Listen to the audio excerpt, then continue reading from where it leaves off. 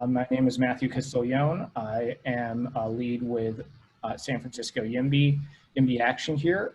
We are a organization devoted towards building more housing at all levels, everywhere from market rate all the way to affordable housing. And one of the topics that we wanted to start exploring was around the nature of transitional housing, which brings us to this event tonight. So we have an excellent panel tonight. We've got 5 great panelists. I'll ask each of them to introduce themselves shortly. We'll start with those introductions. I'll then transition into some prepared Q&A on my end, and then in the final 30 minutes, we can transition into audience Q&A and discussion from there. So to start off, I'd like Wayne Garcia, would you be able to give you an introduction? Yes. Good evening, everyone. My name is Wayne Garcia. I currently work for Amity Foundation. Amity Foundation has a STOP contract, which is if you're familiar with STOP, it's a coordinating agency, and we have it for Los Angeles County, and which is the largest county. It's a county by itself on the STOP region, but sends more individuals to prison than any other county in the state or any other region. And so we currently have that contract, which I assisted. I also oversee 18 prisons in the state, in region 3, 4, and 5. I've been with Amity Foundation since I'm the senior advisor of Recidivism and Reduction Services. Say that real quick, or shorten it and say SARS. That's the acronym, which is not too cool nowadays. Prior to this, and I've been with them since January, but I've been doing this for about the last 25 years. Prior to that, I was a vice president of criminal justice programs for, some of you may have heard of Health Right 360 or Walden House. So that's where I started with Walden House in 1995 up into January. And my whole career has been assisting and supporting the criminal justice population, both male and females, transgender, all populations that are in our institution. I've been over the prison programs, either with Health Right, Walden House, it was Walden House when I started, or Amity, since I've been working with the population since 1998, and assisting and supporting individuals for their release. I started around 2000 advocating for lifers, the lifers in prison. I was going to the different prisons advocating for their releases, speaking in presentations. And at that time, no one was getting out. But in 2003, we started to finally have a little trickle. I received our first one out. At that time, since then, I've assisted over 1,000 lifers be released on parole, over 1,000, with Health Right, and now currently with Amity Foundation. And just in full disclosure, I am an ex-offender. I am someone that was raised up to the California Youth Authority and the Department of Corrections when it was before they had the R. And I've been doing this work for over 25 years, both substance and crime free. So that's a little bit about me. Thank you. Let's move on next to Zarinah. Hi everyone, nice to meet you all. My name's Zarinah. I'm currently in England where it is 2:40 in the morning, but I live in San Francisco. I'm here representing District Commons, which is a non-profit that supports experimental commons and autonomous spaces. And oh, I think B, you're not muted. And one of our programs of our nonprofit is Second Life, and Second Life is a sort of our community built around the needs of the formerly incarcerated. So our community itself, which is quite large, is a completely integrated community of formerly incarcerated people and not. There's a huge range of genders, ages, races, all sorts. And we've been sort of building our life together through many ways for the last 4 years. And throughout that time, we have set up 2 houses, which are intentional communities centered around the needs of formerly incarcerated. Everybody in our spaces has served life sentences, bar 1, I think. And it's been an amazing journey. I remember when I told, it was my birthday actually, and so everyone said, "What's your wish for the next year?" And I told everyone this is my wish, and everyone was like, "Oh gosh, that sounds really out there." and it was quite hard to do, but now we've got 2 houses. They're really wonderful. They're like some of the most sort of cozy and thrilling and creative spaces, I think, in the sort of scene of San Francisco intentional communities, of which there are many. I don't know if everyone's aware, but there's like hundreds of intentional communities in San Francisco still. And our 2 houses are really well embedded, both in our local sort of community of intentional communities, which is called Haight Street Commons, and in our global network, which is the Embassy Network. So I will leave the rest up to Ondra and Eldridge to share. Excellent. I think a great moment we can transition to Eldridge next.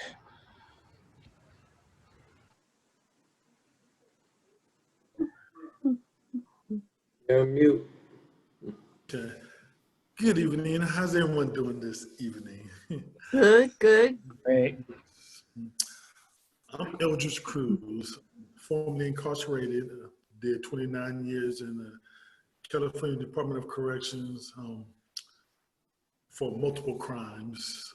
But in 2019, I was released because of state-sponsored bill 1437, which allowed me to file a petition to get released because I was in prison for a crime that I actually didn't commit, and I was ordered released by the courts with no parole, with no nothing, just basically just threw out of prison. So through the blessings of Zarinah, you know, I was invited to come to the house, to Sigil that was at the time, and come stay live at that house, and then we transitioned over here to Template, and unlike the other individuals who are currently on parole, which I wasn't on parole, my experience transitioning from prison to outside has been different. You know, it's been very different. But through the connection of We lost you.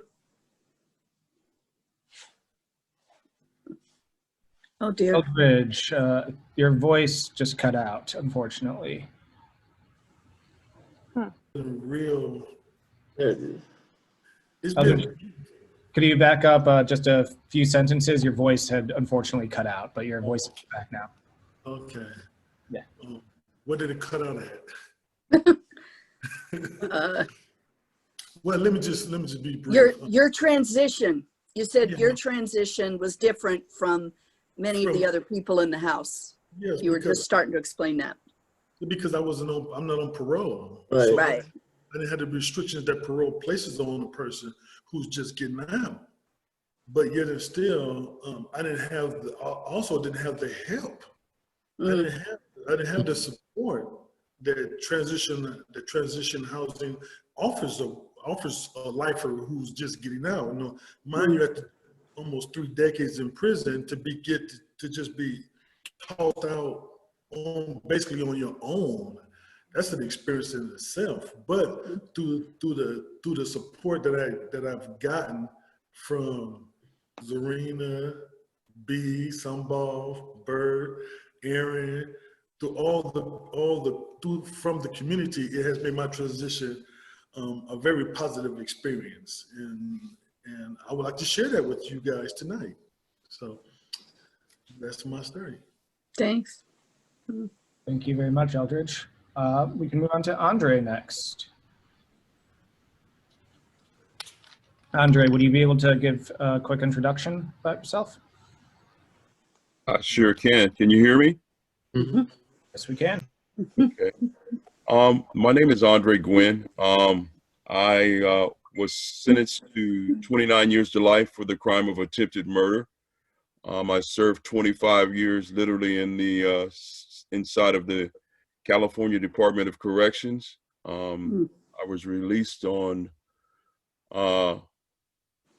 in front of the panel of commissioners It's the process that's been put in place by the California Department of Corrections and the courts, or the people in the state of California, and they felt as though that I had served enough time and had participated in enough programs, and what they heard from me was a person who was ready to return to society.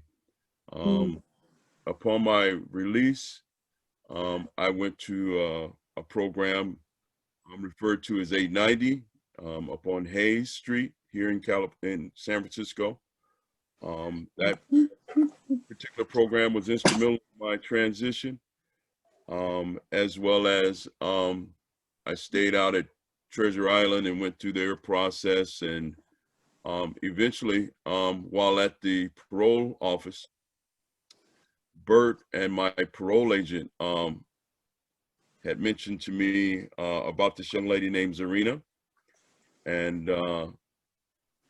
Bert says, well, we can go there now, let's go. And I was saying to him, hold on, let's, talk about it. I'd like to hear a little bit more. And my parole agent says, I think I know this lady that's here in San Francisco. You might be interested in speaking with her. So parole agent Rodriguez handed me a slip of paper with the number. Bert brought me over, and I actually met Zarinah on that day. And then not knowing who the telephone number was for, I actually called her a second time because the parole agent just gave me the number. He didn't say who's the lady's name and all the other little details, but I found out I was calling her twice. And from that day, I felt very comfortable around with Zarinah, as well as some of the people that I knew in the house and did know, but since I've been here, this has been a very comfortable transition. Different. I wasn't necessarily looking for a community, but after the experience of community, it has been very instrumental in my transition. Is there something else that you would like to know? I'll get to some Q&A with you soon enough, but thank you for the introduction, Andre. And finally, our final panelist, Sam Moss. Hey, everybody. I'm Sam Moss. Hi. I'm the executive director of Mission Housing Development Corporation. We're a 48-year-old nonprofit low-income affordable housing developer that started in San Francisco in the Mission District.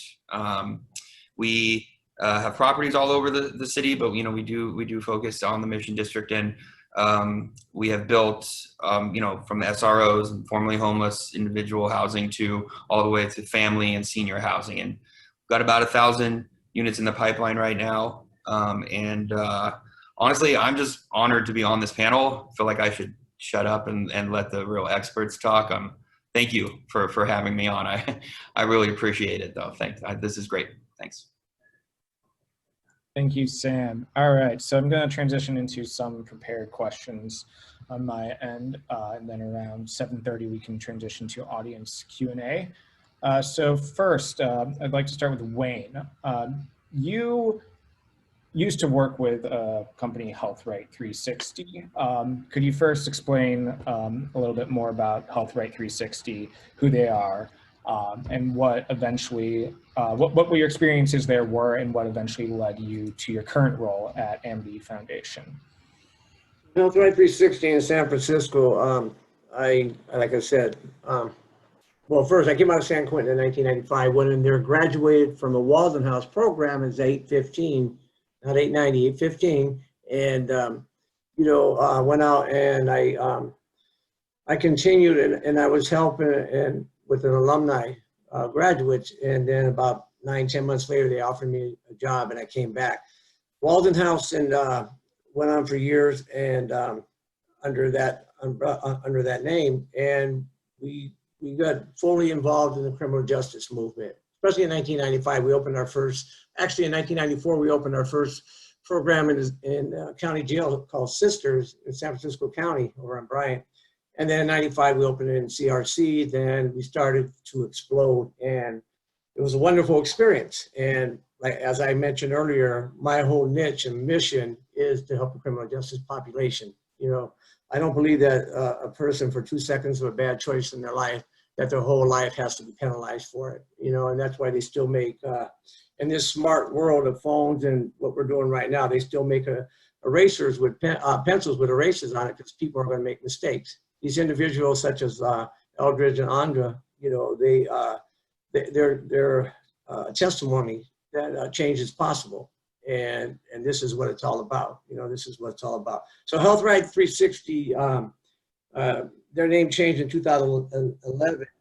And throughout the years, it was an advocate for the criminal justice population. I helped lead that mission for many, many years. As I said, for 24 years, I was with them and opened a number of criminal justice programs. The mission as Health Right started to change from the criminal justice population. And that's why I left there, because I went over to Amity Foundation. And Amity Foundation is based out of LA, but I'm based out of the Bay Area, and I'm still helping in the Bay Area, placing individuals such as coming out of San Quentin, along with my day job, you know, because as I said earlier, this is an important mission to me. So Health Right is a great program. It helps individuals, as it did for Ondra. He went to 890. I was over it then, probably when he was there. I was over the Treasure Island transitional living when he was there, the sober living. But all that's changing because of funding streams in San Francisco and Health Right, which is a good agency, started changing due to the funding streams. And they're seeing less and less criminal justice participants coming in, especially lifers. Amity Foundation is committed to helping the criminal justice population. And as I said, after 24 years, I mean, you know, people would think, why would you leave? Well, I'm following my heart and my mission. And we 100% deal with the parolee population and PRCS population and helping ex-lifers regain dignity. I'm glad to hear that, Zara, I hope I say your name right, that you have those homes over there, because that's what's needed, because it's very unfair, such as Eldridge coming out under Senate Bill 1437 after 29 years. And he's right. He didn't have parole. He didn't have probation. So there was no benefit for him. And that must have been scarier than hell, you know, coming out of a place. I mean, in all honesty, you know, coming out of a place and you don't have any benefits and you don't have no, what are you going to go live in a shelter? I don't think so. After 29 years being, you know, in prison and being healthy and being, you know, living productive in that culture, you know, I'll put it like that. So, I mean, Health Right still helps individuals, but with the criminal justice, it's not as much as before. Amity Foundation does help 100%. Amity Foundation is reaching out to help individuals up here. As I said, we have a stop contract in Los Angeles. I'm based up here. I'm helping California Reentry Coalition out of San Quentin place individuals. There's a new, I don't know if you heard of Inside Garden program. They're in 11 prisons right now. They're based out of the Bay Area, helping individual males, females, and transgenders coming out to help place them in the community. And, you know, there's not enough, like to be said, there's not enough help. There still isn't enough help. We're here right here, but we need a whole lot more. There's a lot of new philanthropy, and if I'm going too quick, because I can bounce. There's a lot of new, because of COVID-19, there's been a lot of new opportunities to help the criminal justice population. There's been a lot of philanthropic money thrown into helping place individuals. Even Zuckerberg Foundation has put some money into it and to help individuals get placed. There's an agency that can help individuals with stipend cards coming out called CEO, which we can tap into to help the individuals such as Eldridge, Ondra, and everyone get some help.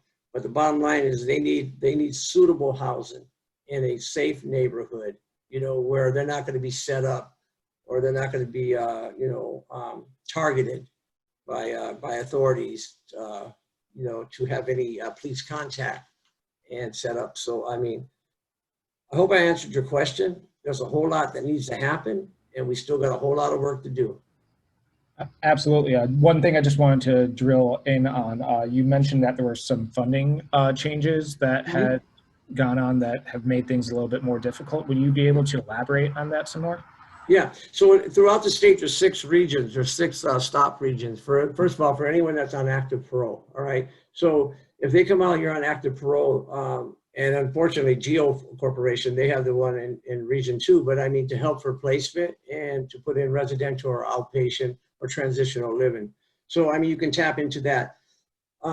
What happened before when they went to PRCS, does everybody know what PRCS is? Post-release community supervision. That's when an individual comes out of prison, but they're not on parole.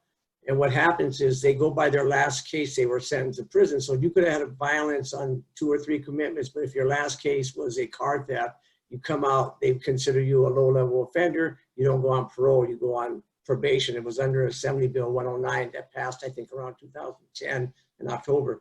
So, I mean, those individuals didn't have placement. Well, because of COVID-19 and starting July 1st, PRCS can be placed, you know, into residential care, residential or sober living environment homes, which is a major victory. One good thing about San Francisco County, they will help parolees and, well, they'll help the probation. And if you get on Medi-Cal, they'll help you, but it's too short of a stay. Individuals coming out of prison, they need that, you know, they need that insurance policy and that transition to happen, you know, correctly and smoothly. I mean, when they went away, there was no cell phones. I'm looking at Ondra and Eldridge. When you went away, there was no cell phones. There was payphones in every corner that only cost a dime. You can't find a payphone today. You know what I mean? Jumping on a bus, you know, these buses now, and they talk to you. I remember when I had my first lifer, one of my first lifers released out of San Quentin, out of Donovan, and this was in LA. I was running the LA program down there. He was so scared, he ran to the parole office and wanted treatment because, and this was in '99, because he heard, and he didn't have any mental health issue and nothing about anybody has any mental health, but he heard a gas pump talking to him and it freaked him out and he didn't know how to act out there. You know what I mean? And I mean, I'm just using that as an analogy. And I've had many that got out, you know, and being transported to a programs that they went in to use a restroom and they couldn't understand. They came out scared thinking they broke the toilet and the sink because it kept flushing by itself and they didn't do anything. And it might sound, you know, humorous and funny, but it's very scary when you've been removed out of society for 25, 30. I've had people released after 49, 50 years and come back in. It's like the Shawshank Redemption, or it's like being dropped on another planet. So, you know, there is some opportunity there by the STOP network. There's some opportunities there by, it's a Returning Home Well, RHW, which is the Zuckerberg and the Chan Zuckerberg, it's called. It's philanthropic money where they pump $30 million into the whole state of California and X amount for it. Remember, there's 58 counties, so it was divvied up.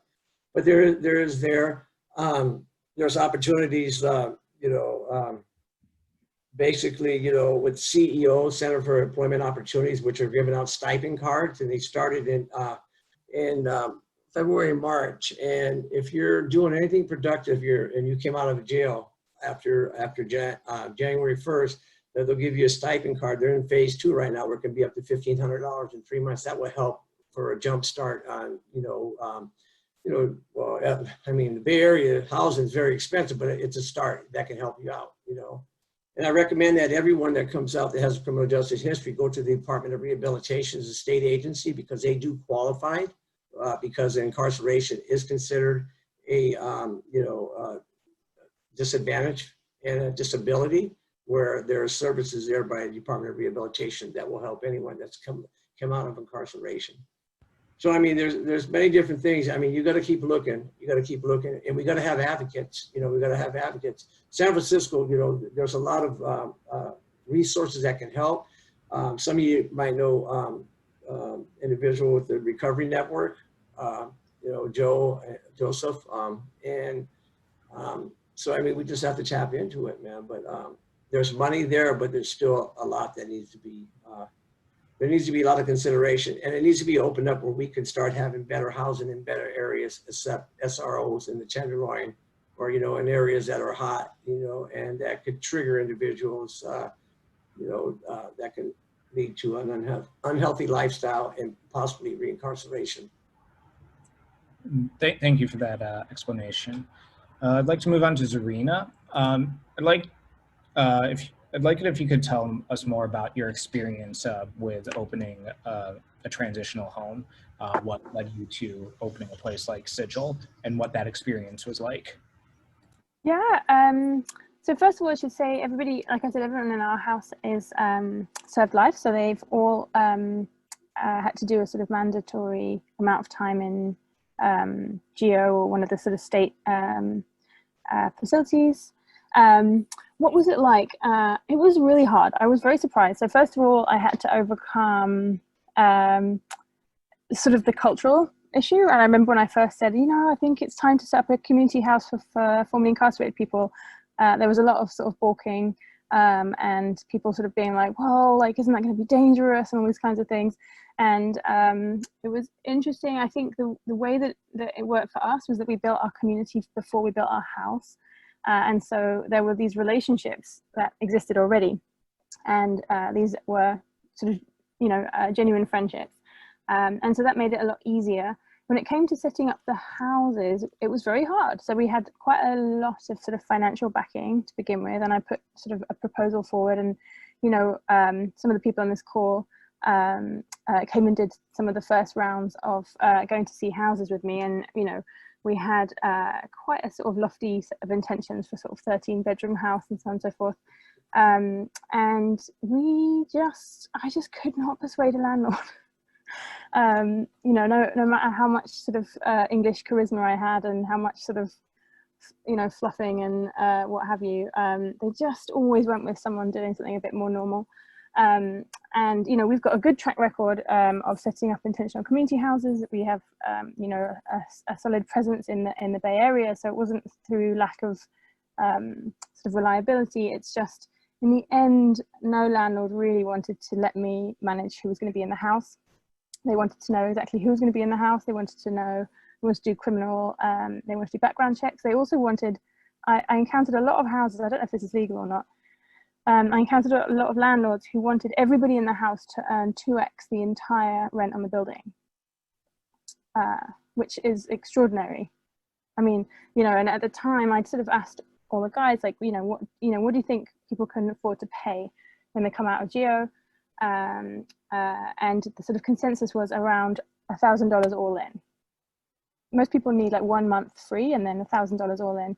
And so going to these landlords for sort of these 13-bedroom big houses in San Francisco and trying to sort of talk to them about the kind of income levels that people were going to have was just, I mean, it was just ridiculous. And, you know, it was impossible. I think we saw 13 houses, and I wooed so many landlords with my best wooing skills. And in the end, they always went with somebody else. And so it was really hard. And in the end, the way that we managed to set these houses up was with social relationships. So our community had been strong for many years, right? You know, everybody in our crew is extremely active in the city, active in the ways that they give back, whether that's through restorative justice, transformative justice, volunteering for the other community houses, doing all sorts of extraordinary work. And so they really just built up a lot of social capital for themselves. And in the end, a friendly source came to us and said, okay, I believe in what you're doing. I will essentially clear my house out and give it to you for this purpose as a prototype. Wow. And and it was an amazing experience of, you know, people sort of like all moving out and letting us have this place. And we set that house up as a prototype, and the idea was we'd just see if it worked. And, you know, so Bert, who's on this call, and Kevin, who I think is loitering around somewhere, were our founding members. And we've had that house now for coming up 2 years, and it's just been amazing. It's been really wonderful. We had one nasty hiccup, but that's it. And then, of course, once we set the first house up, it was really easy to set the second house up. So the second house, people just, you know, once you've done something and it's easy for people to see, they're just like, oh, that's great. And so my approach now is to basically say to landlords, you know, if you have housing stock and you want a reliable person to sort of look after it and do something useful with it, we'll do that for you, and we'll leave your house better than we found it. And we'll look after your local community and show up in all the ways that you might like us to. And that's been quite a winning strategy for us. That's wonderful. Eldridge. So Eldridge is a resident of one of Zarinah's homes. Eldridge, in Wayne had started actually touching on this a little bit during his last answer.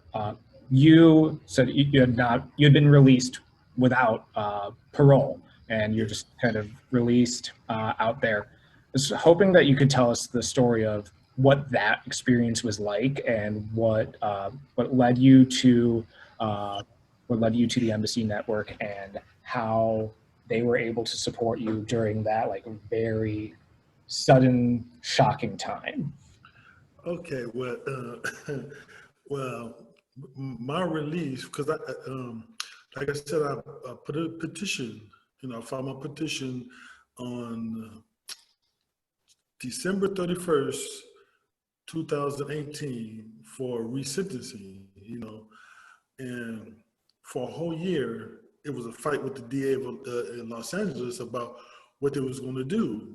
I had to convince my lawyer, because I knew when the bill came out, after reading the bill and understanding how it worked, I knew it fit me, because during my crime, I didn't actually kill nobody. I didn't want to kill nobody. I didn't suggest nobody get killed. I didn't supply no weapons. I didn't do anything. I just happened to be driving the car. That was it. And so after a year of fighting, just almost a year of fighting with the DA just conceded. He was like, man, okay. They went to court, and the judge says, well, I'm supposed to release this individual, and he didn't only release me, he expunged a murder from my record. It just didn't exist no more.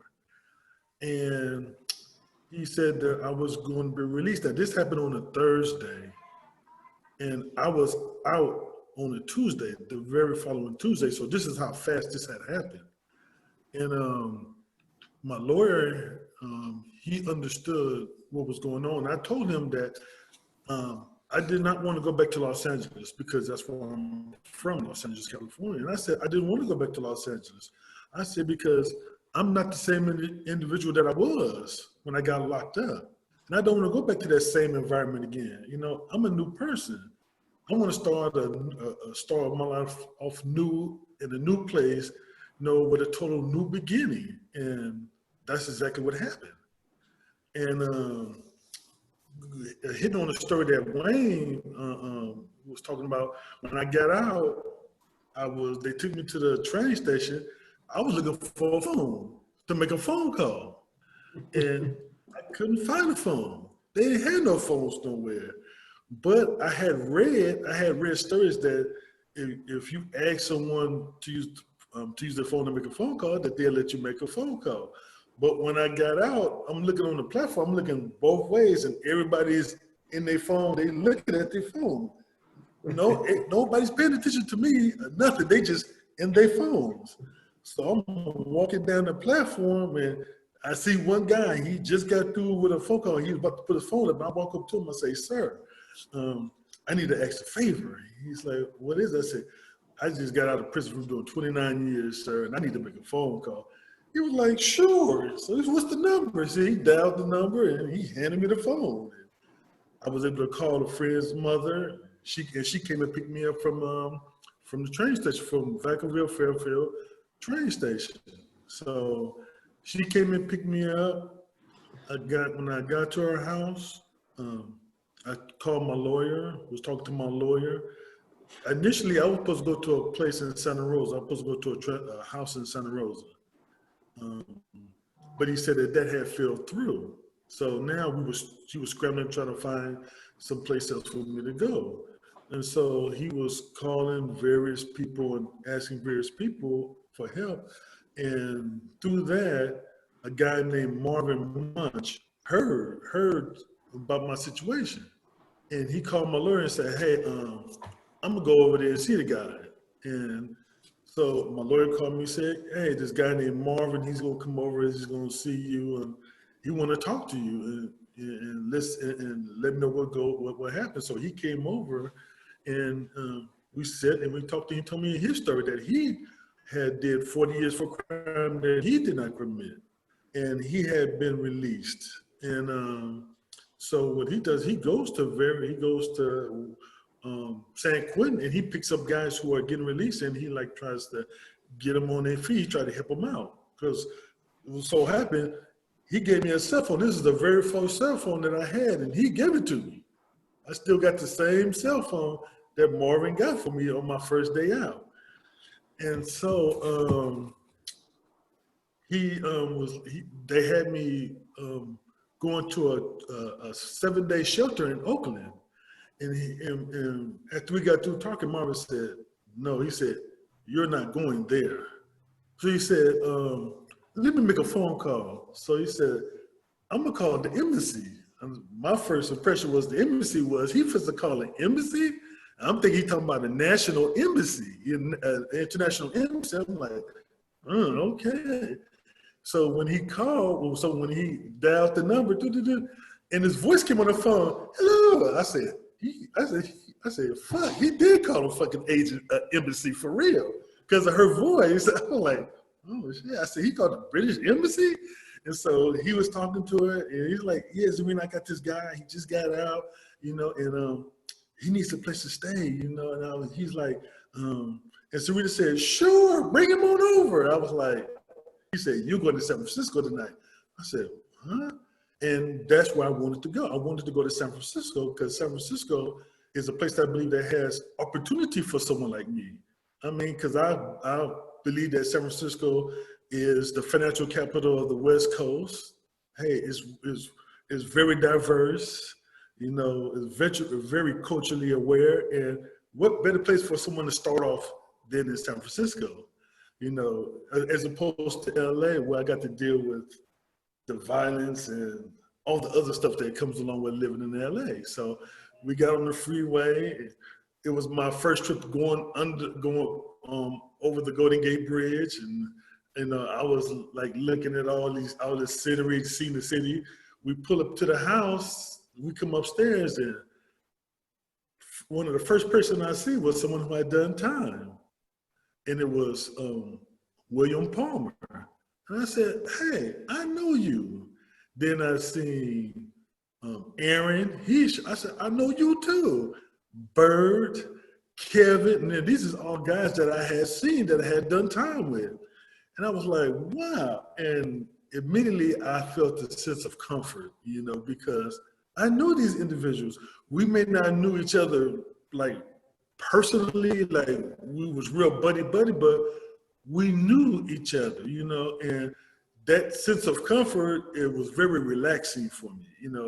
It took a lot, it lifted a lot of stress up off me. And we just sit there and we just talked, because it was being as my first day out. And I was just like, wow, man, this is cool. And so we talked for a minute, and then they said, hey, we're going to eat some Thai. You want to come? I said, sure, let's go. And we went out, we had Thai that night, and I mean, to have Thai, had the Thai food on your first day out after 29 years, that was sort of amazing in itself right there, because that stuff was delicious. I got to tell you guys, and since then, it's been a real blessing.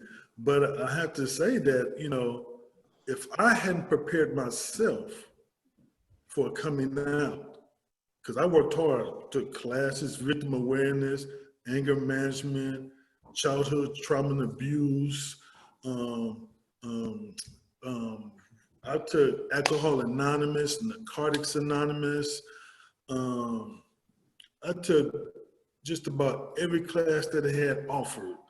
I was trying to sign up for the Inside Garden class because it had started in there. That was one of the places it was there, but I couldn't get into it because it was so many people that got into it, but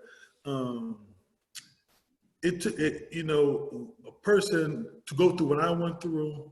One has to prepare himself, because if you don't come out of there ready, there's a lot of pitfalls out here, and you could fall. And you could end up back in prison. But, by me preparing myself for the eventuality of coming out, and me ending up in Sigil and becoming part of that community, then moving over here to template, I couldn't help but succeed, you know, and I have, you know, because, you know, it's a very like open and diverse community, you know, that accepts people in. And hey, I've gotten so much advice, B and Sunball, Zarinah, Aaron, Bird, and many others who are part of this community. You know, I mean, it's a recipe for success, no matter how you look at it. If one does not succeed in this, he ain't gonna succeed nowhere else. You know, so that's why I'm a very firm supporter of this, of template, of Sigil, of the Embassy Network, of these communities as a whole, because hey, they are there for people like me. You know, because I could have fell flat on my face, but I didn't though. And that is the blessing that for what Zarinah, the work Zarinah has done and set up, and the others who have been part of this, hey, it has helped me achieve where I'm at today. Because I've been working since I've been out. I've been working for 8 months since I've been out. I got my license. I got my automobile. You know, I've been able to save money, got money in the bank. I got a credit card, you know, hey. Girlfriend. Shut up. That's right. She's not a girl, she's a woman. Whoa. Yeah. But I mean, this right here really is, it's a recipe for success. You know, and if y'all want to be a part of this, I mean, come on, be a part of it, help it grow. Because that's what I'm here for, to help it grow, to help it flourish, you know, to expand this right here, this process, because, hey, this is an opportunity, you know, for people like me, you know, and other people, because what someone who gets out may not know, I can help them, because there was things that I didn't know, or things that I didn't understand that I do now. And now, like I told Zarinah, this right here helps me get myself together to help the next person who comes out, you know, to help along in that process.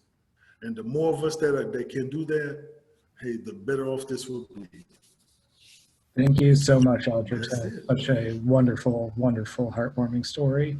I'd like to move on to Ondra next. Ondra, you have a little bit of a different experience as you went through transitional housing before coming to the Embassy Network. I was hoping that you could tell us more about your story and what that experience was like. Sure. On the day that I left prison, I talked to the panel of commissioners, and we had all agreed that I would go to 890, or what Wayne has called Health Right 360 on Haight Street here in San Francisco. And the day that I showed up to 890, my family had picked me up, and they were going to take me out to eat dinner. And because of traffic and time, we weren't able to they weren't able to take me out to a restaurant. So when I arrive at 890, I run inside and I say, hey, listen, my family's going to take me somewhere where I can grab a sandwich. And I saw McDonald's down the way. I'll just go grab a sandwich and I'll be right back, you know? So the person who was over the program then says, you don't want to eat here? And in my thinking, I said, no, this is just some more like institutional style food. You know, I much prefer to just grab something quick, you know, and suffice my hunger. So on that day, I ran down, my family took me down to McDonald's. I grabbed a couple of sandwiches and some fries and stuff, and I come back to the house. What I learned was that 890 had a lot of people here in San Francisco that provide donations, that aid in different ways and shapes and forms. And so that evening, I went down to the kitchen and I saw some of the stuff they were eating, and I was kind of wowed, you know. And then from that, it was the next morning, they had cinnamon rolls and they had all this stuff that was strawberries, blueberries, just a number of things, you know. So for me, a guy who had just been released from prison, I was almost like a kid in a candy store, you know. Instead of not being able to have these things or having to go to a food sale to get some of these types of items, I was now able to just freely try some of these things. So that was some of the initial things that 890 gave me. One of the things I'm still learning and working on is learning how to use my phone. Wayne mentioned, you know, cell phones weren't out then. I'm not the greatest at, you know, using the cell phone. I do eventually plan on being more tech savvy. I do have people in my support network that teach computers. There's a young lady who's kind of my homegirl. She's taught computers, and she's a professor at one of the colleges that teaches computers. But what helped me in the program, in the household at 890, was the people that were in the house. You know, sometimes people don't have the mindset, they don't have the ability, the patience to walk you through, to learn how to do things. Well, was a number of people in 890, so that was something that it provided me, was people that I could freely go to ask for help, and they would help, you know, which was a good thing for somebody such as myself who was coming from incarceration and just trying to see my way, you know, from day to day, you know. And as I said, I'm still learning to do that. Quite naturally, there's people who have embraced me, and there's people that are like, enough already. You know, I've seen enough of you. You know, I like to paint a perfect picture, but the reality is life is lived, you know, and people aren't all cheery, chummy-o everywhere you go to, you know. What I am really, really appreciative of is the people in San Francisco. They've been amazing, because I've never really been in trouble. So when I was released from prison, I had a mindset that people were going to have this attitude about me being incarcerated. You know, they were going to have a chip on their shoulder, and I was going to end up having to address all these questions about my incarceration, you know. It's been nothing like that. I've gone to the federal building, to a number of offices, and people have said, welcome home. And as they welcome me, you know, it's had my eyes watering at times, because it's been the total opposite of what I expected. You know, I was expecting people to, you know, have this chip on their shoulder, and they were saying, hey, welcome. Hey, go over here and you can get this right here. If you call this number right here, you'll be able to get this. These people will help you to get this or that, you know. So it's been, for me, it's been a good transition, because there has been people there to help me along the way, as well as there's been people who, you know, didn't so much feel me along the way, you know. But I needed a little bit of both, you know. I needed a little bit of both.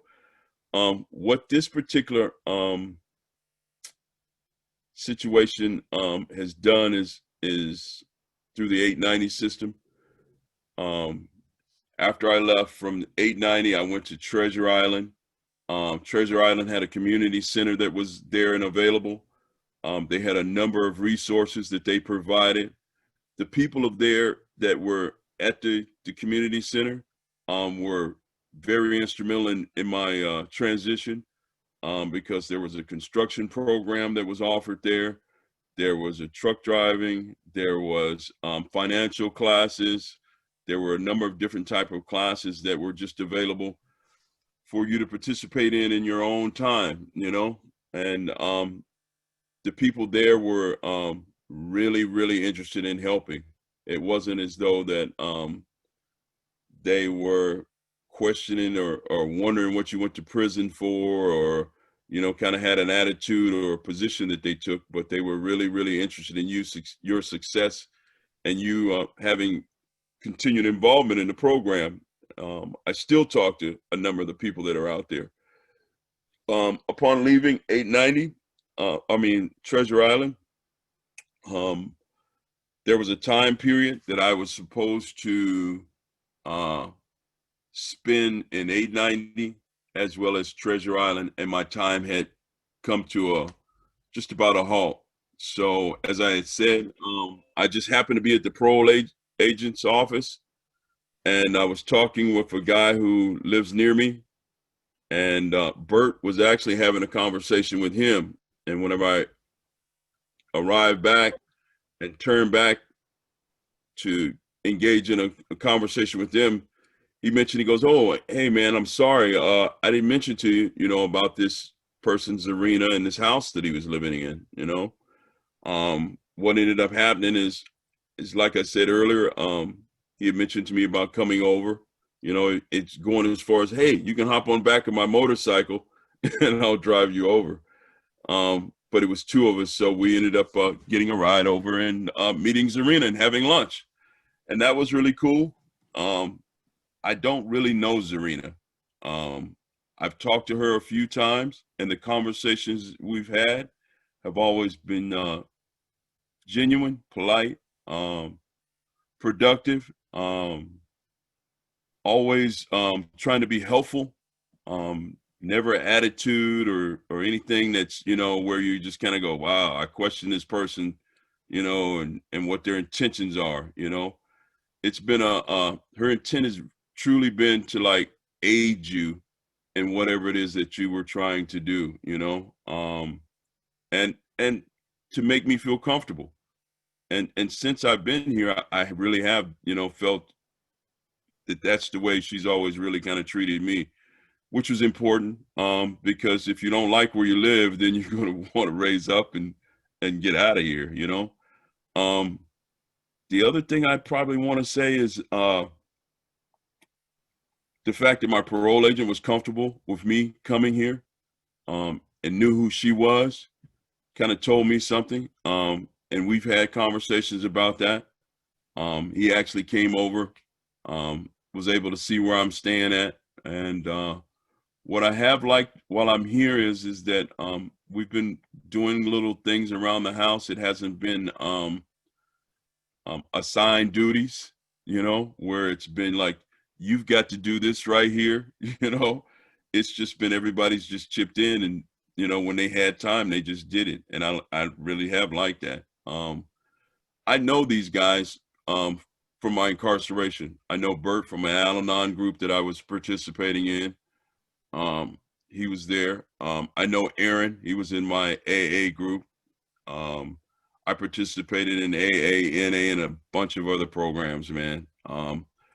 Much like I heard Eldridge say about preparation, I have been preparing for this day to come around, you know, and my purpose for wanting to stay in San Francisco is to work toward my bachelor's degree and making some other life choices while I'm here in this city versus moving back to an area not far from here that I was initially living in, you know. I do have family support, and I do have others that support me as well. But the fact is I really didn't know my way around the city. I didn't know a lot of things about San Francisco, and I have worked here before my incarceration. But what this household has given me is the opportunity to kind of learn my way around the city. They've got a number of variety of people that live here that are from all walks of life, that are participating in social justice advocacy groups, or having something to say about, you know, injustices. I like that. I have a paralegal degree, and there's some people here that are attorneys, you know, so I'm able to talk to them and brush up and learn some things that, you know, will be helpful to me as an individual here in San Francisco. As well as I had an interest in the medical field, and there's a young lady that's a doctor. She's given me some insight in some things that I might possibly be able to do. you know, but they've all made me feel comfortable for the most part. I can't say that it's been that way with each and every person, but just like I said, the fact is I don't even know everybody here. You know, it's still so much more. It's bigger than I even expected it to be. You know what I'm saying? So for the most part, I get along with the majority, and for those that that really just don't like me, oh well, I personally don't have any acceptance issues. So you know, I guess they'll just have to get on board at some point. You know. So hopefully I answered your question. We've talked before, you know. Yeah. Thank you so much, Andre. Such a wonderful story.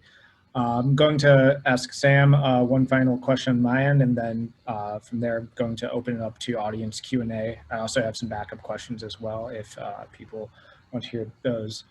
But for Sam, given your position running an affordable housing corporation, I was wondering how you think that we might be able to move from this more supportive housing model to a true affordable housing system that is truly able to support, able to support everyone as they navigate down these different paths. Yeah, I mean, I think the first thing is that we just need a lot more money from the government. I mean, you know, Zarinah, like, it's so awesome that, you know, we need people to not, you need to not have to go to 15 fucking people with giant empty houses, you know, but like, I think that does stem from like the government deciding to really abandon people, whether they want to admit it or not. And, you know, the incarcerated population is one of the most abandoned in our country. You know, and I think that, so, you know, in the affordable housing, in our like nonprofit affordable housing developer world, we do have like it's like a moving on program where we individuals, mostly in SROs that are in more supportive housing that have lived there for a couple years, and you know, there's a bunch of boxes they have to check, and once they do, like they have transitioned on to, you know, more just regular affordable housing, maybe with less services. But you know, I think that I genuinely believe that, I mean, Zarinah and what all of you all are doing is, it's really important because, you know, building giant affordable housing buildings will help. And if we had $1 trillion or gazillion dollars or whatever the number is, I think we would be able to build enough affordable units for all individuals that aren't housing safe. But we don't. And, you know, part of the way that we can get to the point where there is government funding and there is support for this is people, you know, convincing their neighbors that homeless individuals, formerly incarcerated individuals, that they're people too, and that, you know, housing is a human right, and we all should. And it's really not about, I mean, of course, having a room is better than being homeless. Like, I'm not arguing that, but one thing that Mission Housing really tries to focus on is kind of establishing a sense of community. We use our ground floor spaces and things like food pantry, and, you know, we have free computer labs and we in common area, and, you know, we try to have events a few times a week with tenants or their kids, or, you know, if it's a senior or individual population. And, you know, it's not just about kind of facilitating the community on the ground floor, but what we try to do is make sure that the people who live around our buildings, you know, especially our SROs, to be frank, know that who their neighbors are, and try to make sure that the people who live in our buildings want to know who their neighbors are. You know, Valencia Gardens has about 75 extremely low income, formerly homeless units. And, you know, the Guerrero Street Neighborhood Association is across the street with its $2.5 million homes. And we try to interact, you know, as much as possible. And, you know, it'd be great if everyone wanted to donate privately, but just at the end of the day, like, we really believe that, like, the government needs to get back in the business of, like, caring about its citizens, especially its citizens in the most need of help. You know, making sure someone has a home, making sure they have food, making sure if they want or can work that they do, that there is a possibility, or getting them an education, or honestly just giving them a place where they can be themselves and not feel like they have to feel bad for it. These are things that, like, a lot of, like, you know, someone like me with, like, my white privilege, like, you know, people take that for granted. And, you know, unfortunately, a lot of the people in our government that are running the show take that for granted. And, you know, I think it's really beautiful what y'all are doing, because, you know, you're going right into the neighborhood and being like, yep, turns out we're people too. We're all neighbors. And I really want to applaud that. So thank you. Thank you, Sam. I'd like to open the floor for questions to folks. If you have a question, feel free to raise your hand. I can then call on people from there. You can also type some questions in the chat as well. I also have a few other questions that I can ask myself. Andre, was that you raising your hand actually? That's actually me raising my hand. Oh, maybe this helps. Is that? Yeah. Yes, Andre, go ahead. I want to say that, you know, I get the thing about the housing, which I heard Sam speak on, as well as Wayne. I think those are good key points. It's very important. I like to say, though, it's something else that helped me since I've been out was the fact that I was able to get a job at a nonprofit organization, and a guy coming out of incarceration, what I was able to do was to work for my own money. You know, I as an individual don't have a problem with going to work every day. I can't say that for everyone, but the thing is that if you've got a desire and you've got a hunger and there's things that you want to work toward, just the fact that somebody was willing to hire me and give me a chance and kind of give me that platform where it was a job that I would be able to now put on my resume as I've worked somewhere. I'm tied to something, you know, versus having nowhere to say I've been, you know, kind of put my roots down at. I think that, you know, I work for a company, which I'm now a supervisor in, that's a nonprofit.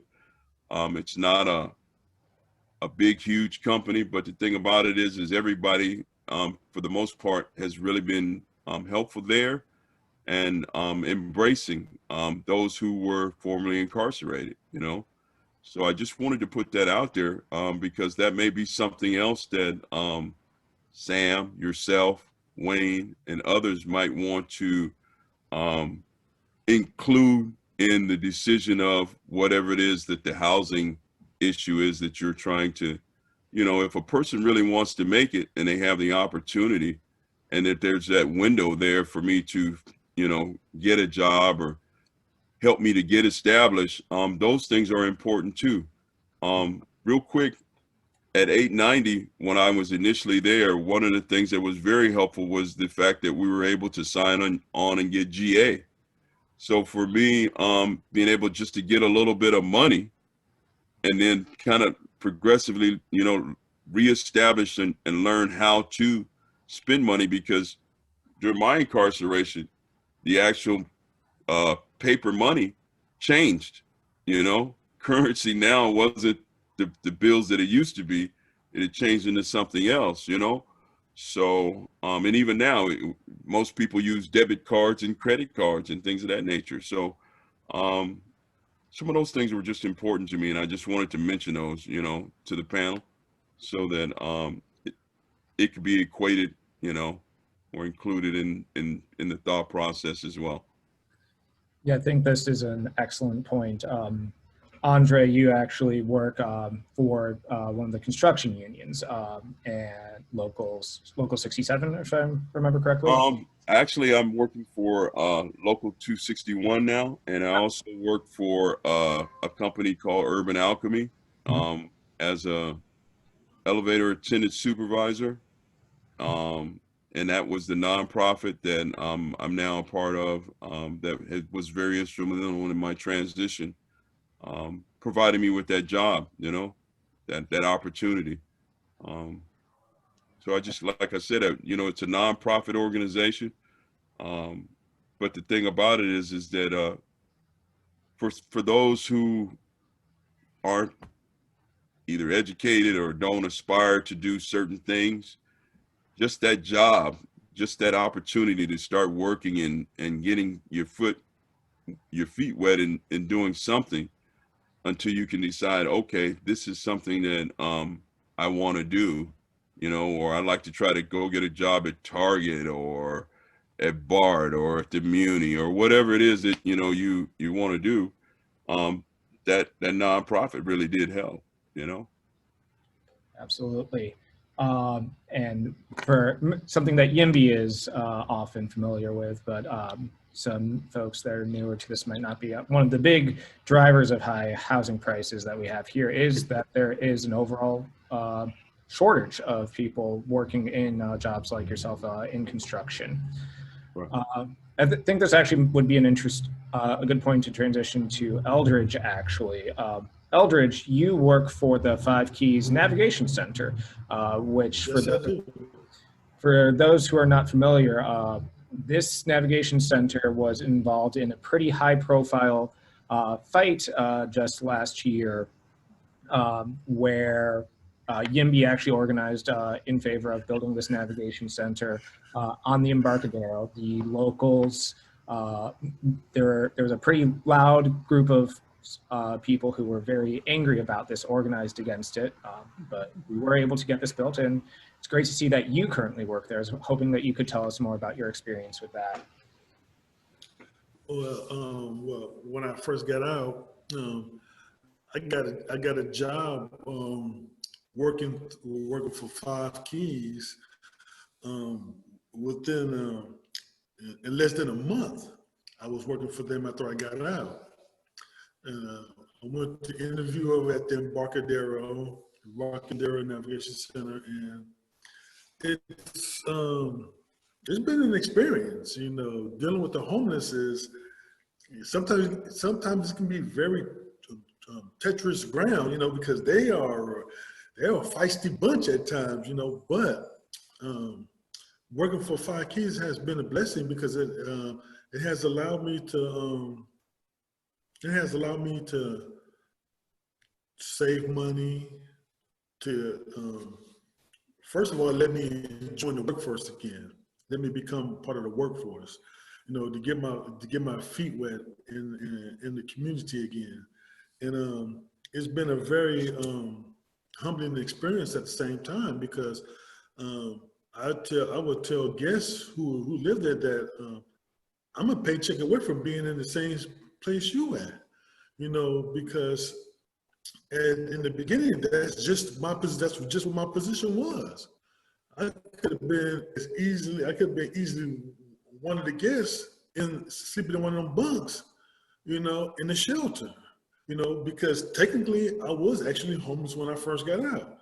I didn't have a home. I was homeless, you know, but, you know, we know how that story went, you know, and so I wasn't homeless for long, you know, but nevertheless, Five Keys is a good organization because they do really provide a lot of help for the homeless population here in San Francisco. You know, the space is limited, but they do a lot, you know, because the navigation, the five, how can I say, the navigation part of the name is to help formerly homeless navigate through the system to get a home, so they can have somewhere to stay, you know. And it's a process, and it takes time, but we do whatever we can to help them navigate through that process to be able to find a place to call home, a place where they can go to every night instead of sleeping on the street. I mean, it's sad. The one thing that really shocked me when I got here was the homeless situation, because before I got locked up living in Los Angeles, I didn't see all that many people homeless living on the streets. But when I got here, I was like, man, this is wild. You know, to see people living like this, I mean, everywhere, you know, and it kind of blew me away, you know, because it's something that I had never imagined it, because you don't see this on TV. You know, people don't really tell a whole lot of stories about the homeless crisis in America. They don't. You know, a lot of people, they shy away from this. But when you come to a city like San Francisco, which a lot of people come to because they know that they're going to get, there's a lot of help here available for them. And, you know, it's right there in your face. You know, every day you see it. You walk down the street, you know, you go to the store, you driving in your car. It's just bluntly right there in your face, you know. And for me to be a part of the process to help people transition from homeless to a home, hey, sometimes it can be stressful, but I want to be doing nothing else right now, you know, because if someone I knew, if there was someone that I knew that was in that position, I would want someone like me to be helping them along to the process, you know, to better themselves, you know, because you know, the 5 keys, you know, the 5 keys stand for, you know, education through employment, you know, and if you happen to slip and fall, they have recovery, you know, which, you know, through recovery, you can reestablish that family connection, which builds community. And that's what 5 keys represent, you know, education, employment, recovery, family, and community, you know, and that's what we offer. And when you have a good community, it also offers the same thing. It offers you the same thing, you know, and that's why I'm glad to be a part of the community that I'm a part of, because it offers those same things, just in a different style. That's So there you go. so excellent to hear. It's just so heartwarming to hear, like, just this full circle story about this fight over this navigation center, and just to see that impact later on. Do other folks have questions? Yeah, Matt, can I say something, please? Absolutely, Wayne. Yeah, so I shared with you earlier that I've been advocating, I've been doing this 25 years, and I've been advocating for the lifers to get out since 2000, before they were getting out. And since then, as they've been coming out, I've had the pleasure and joy of assisting individuals not only coming to a positive residential stay, but also exiting and having a soft landing, and being able to hire these individuals that have come out. You know, recidivism, if you look at recidivism for someone that's done a life sentence, it's below 1%. It's about 0.6%, you know, on recidivism, which is outstanding. I mean, you're looking at the national average. And since 2003, as I've had the ability at Walden House and Health, right, and now Amity, to hire ex-lifers and what's called LTOP, long-term offenders. You know what? I've had nothing but success with it. I mean, you cannot get much more of a dedicated individual that is committed to not only employment, you know, and to the job. I mean, they're just so grateful to have that second chance. You know, a lot of people will say, hey, they aged out, they're not going to reoffend. But the bottom line is, you know, they're grateful. We've heard 2 testimonies tonight, but you know what? And even when 5 Keys first opened, and they opened the first one over in Bayshore, I was able to send a lot of ex-lifers that were completed 890, 815 in our DRC program in San Francisco, and sent them over there. And a lot of them are supervisors over there now. And I mean, and they're all doing well. They're all doing well. If I was to hit the lottery tonight and got out of the nonprofit business and open a business tomorrow, I'd hire all ex-lifers, because I know I would have a committed, dedicated crew right there. I'll call them my crew, right? But I mean, you know what?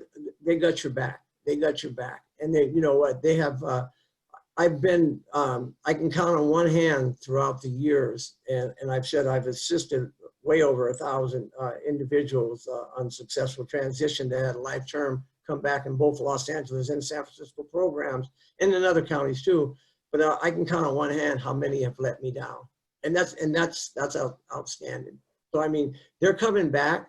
But if you want someone that will, you know what, be a benefit to the community and not take from the community, that's this population right here. You know what I mean? And it's all up and down the state. It's just not in San Francisco. It's all up and down the state in all 58 counties. Individuals are coming out. You know what? They're making a difference. And it's a joy to see them excel back in the community and you know what, and pull the other ones up from behind them. So wonderful to hear. It's really sad to see some of that misperception at times, and it does exist, but it rings so true that this is truly like a group that's very committed, and it's wonderful to hear these stories. Do you have folks Matthew, can I say something? Absolutely, Martine. Whoa. Yeah. Whoa. I don't know if some of you guys know me, some of you may not know. I sure do. I definitely know you. Oh, dude, I've been working since 6:30 a.m. because they have me working 2 jobs now. So, I have to tell you that Zarinah and Wayne have been wonderful, because I can tell all of you guys, and most of you don't know this, that there were so many times that the state ran out of money to house lifers. And I can't tell you how many times I walked over to Wayne's office and begged him to house lifers. And he got in trouble many times because he was housing lifers and we were not paying for it.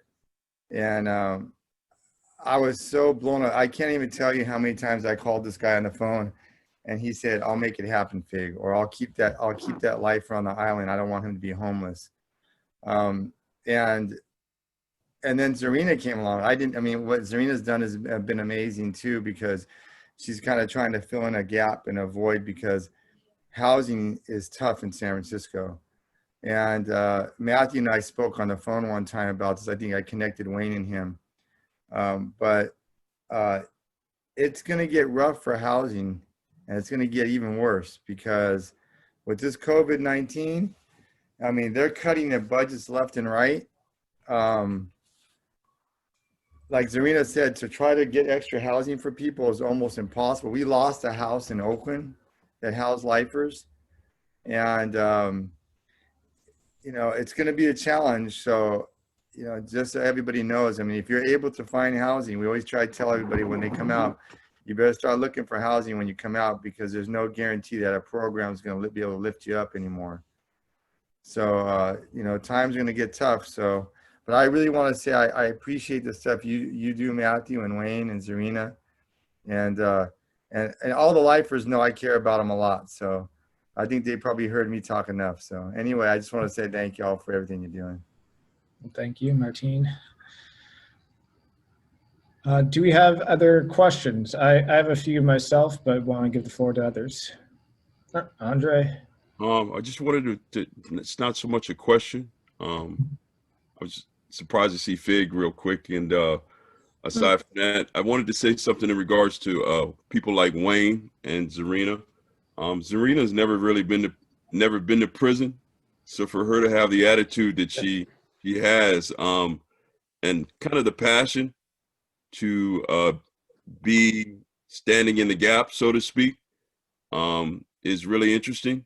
That's something I'm learning about this housing community. Whatever she's got, it kind of carries over with a lot of the people in the community itself. And then the other thing is, for people like Wayne, they've been really, really instrumental, because he does know. He comes from being incarcerated, so now he's got out here and he's trying to give back by helping others, as they transition out.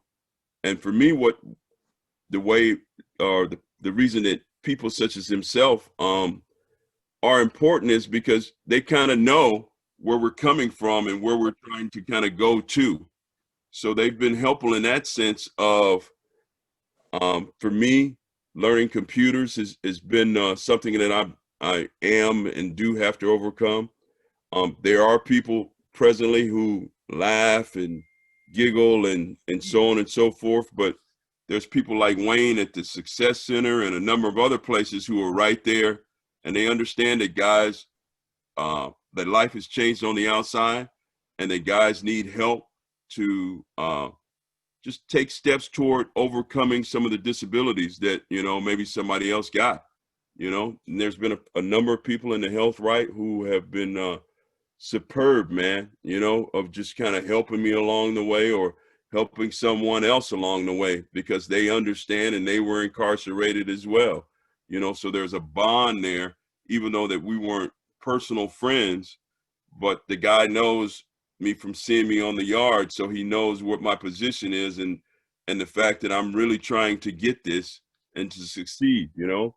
So that's what I applaud people such as Wayne for, because here's a guy who's trying to make it himself, but at the same time, he understands the plight and the journey that a lot of us are on that are trying to make that transition or that positive transition. You know what I'm saying? So he's helping along the way. So I applaud him, you, Matt, and everyone else on the panel for the input, as well as the aid, you know, for people such as myself and others, man, that are just trying to make it, you know, just trying to get a life back to live, you know. So thank you for letting me share. Thank you for sharing, Andre. Does anyone else have any questions? Was that you, Betsy? Yeah, I'm going to ask a tough question because I don't quite have the language for it, even though it matters a lot to me. So first, let me respect and admire just the life, you know, experience, the ability to reflect and, you know, everything you're doing and appreciating. And I mean that for everyone who's spoken, blows me away. What I wanted to ask was, there's people who are committed and work in a nonprofit setting to do, you know, tasks that help other people. And sometimes that's called community work or community-based nonprofits. And then there's this thing that I get when people are just opening up and sharing generously, and that's a beautiful thing of community to me. And then there's just coming home to your household where there's other people around and you're life sharing. And especially when you get to be life sharing with people with different backgrounds and skills, and yet people are willing to help each other out. And that's an aspect of what I think of as intentional community that's different from the good work of community nonprofits where people need to be focused. You know, they're paid to do that. And I just wondered if you could speak to that little ineffable intent. Is there anything that you're getting out of living in a shared house where maybe not everybody likes everybody, but is there anything in that you would want to recommend to other people? Because I don't know if you have to leave that house involuntarily at the end of your transitional housing allotment, which is what they do with homeless folks. You know, you got to be out in 6 months or maybe 2 years if you're lucky. But what would you say about the quality of your community in the house itself? Is it there? Is it intentional the way Zarinah described it at the beginning? I mean, you don't have to use my words. I'm going to just say something really quick, and then I'm going to open up to Kevin and Eldridge and Bert and Ondra and all the others. I'll say, so Betsy knows that I help steward many intentional communities. This is only a couple of them, and each of them focus on different things. And my kind of theory of change is, society is very segregated, and we can't really build lives together because we just operate in different sort of channels. And so I wanted to, I used the creating windows where there were once walls as my sort of way of trying to build community, looking around, seeing who's missing from the table, asking why they're missing from the table. And then usually if you just get people into the same space, when they've come into that space around shared values, amazing things happen. And my experience of our houses is that they are not in any way philanthropy. This is a tribe, people love each other, irrespective of what backgrounds they've had, and some people don't love each other, as Ondra touched on, when you live in a bunch of people, you can't always get on with everybody, and actually you can't know everybody. And so I'll say that. But certainly when I started doing this, I used to sort of say, these are community houses centered around the needs of formerly incarcerated. But as time has gone on, it is certainly the case that these are houses centered around the wisdom of formerly incarcerated people. And it is certainly not a charity project. Does anyone else want to chime in? Kevin, Bert, any of the others? Rick, who's on the call? Yeah, I'll chime in. One of the things that I think is really important is that we have to be How you guys doing? I'm Bert. Hi, Bert. Excellent question. Part of the motivations of what we were trying to do here, a lot of us lifers are no stranger to communal living. Most of us were living in dorm settings where we were forced to coexist. This guy does takes out the trash on Monday. He does it on Tuesday. He does it on Wednesday, and we were forced. There was no, the cops didn't make us do that. We had to come together ourselves to figure that out.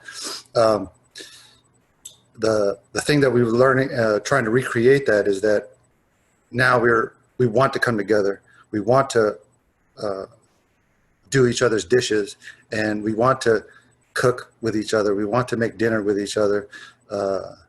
I heard Sam talk about more money, and honestly, I think that more money doesn't create what we're trying to establish here, because what we have is priceless, in my opinion, because essentially it's a secondary family that what we're trying to create here. There are challenges. We have to come up with shared values to keep each other safe. It wasn't always perfect. We've had individuals that wanted to do their own thing. Speaking personally, I've been through all the programs. I've been through 890, GEO, and I served 20 years incarcerated. And with that, this is an environment where we get to decide how to operate. We have agency. If nobody cleans the toilets don't get cleaned. And just to keep things as simple as possible, if we don't do the dishes don't get cleaned. Nobody's telling us to do the dishes, but there are consequences for the dishes not being done. And I love to use that reference because that's the nitty gritty of what it means to live together. Just one example. And now compile that with everything else. Emotionally, being there for one another, listen to somebody when they're having a hard day, having empathy and practice these skills. I'll share a story with Kevin. I was sitting there in my room. I used to live at Sigil, and I was writing some notes down or something like that. And they have a issue at Sigil with if somebody flushes the toilet, the guy in the shower gets screwed over because the water pressure gets taken out. And so I heard Kevin explain to somebody else, don't flush the toilet because such and such was in the shower. And I was like, we can't take that lightly when somebody shows consideration for somebody else. I think those are skills that need to be nurtured along with everything else. But I will say it's definitely not perfect, and there's a lot of healing that needs to be done because most of us come from a place of scarcity, and that scarcity makes us respond in different ways. But with the hope and the help of the community, we come together and heal, and I think it's working. I think it's working. There's nothing but love in our community, and I will say this: we have 4 spaces. Just throwing it out there. We need 4 people. So. Oh, I'll fill you up tonight. fantastic. No, can I say something, Betsy? What Bert and others shared, it's community is the method. Community is the success, and they are their brother's keeper. And, where they came from, it was a different community and it wasn't voluntarily. And there was a lot of politics over there. But here, looking at the screen, look at the individuals. It doesn't matter what race, color, or creed you are. It doesn't matter what your belief is. You come in and you become, you watch out for one another. You learn to truly have each other's back. And it's a caring and it's concern. And it's a family. And everyone needs a family. Some way, shape, form, or degree, everyone needs a family. And for the individuals that come out and have done a life sentence, they've been alone. And I don't care if they have people out there, it's been a long, lonely journey for them. And to come out and to form this bond and to have each other and to watch out for the guy in the shower for he doesn't get a cold shower and things like that, that says a whole lot. That says a whole lot. And that's the beauty about a community. George DeLeon put a good book out, Community is a Method, and it truly is. You know, we come together as one, we back each other up, and we are our brothers and sisters keeper. And that's what it's all about.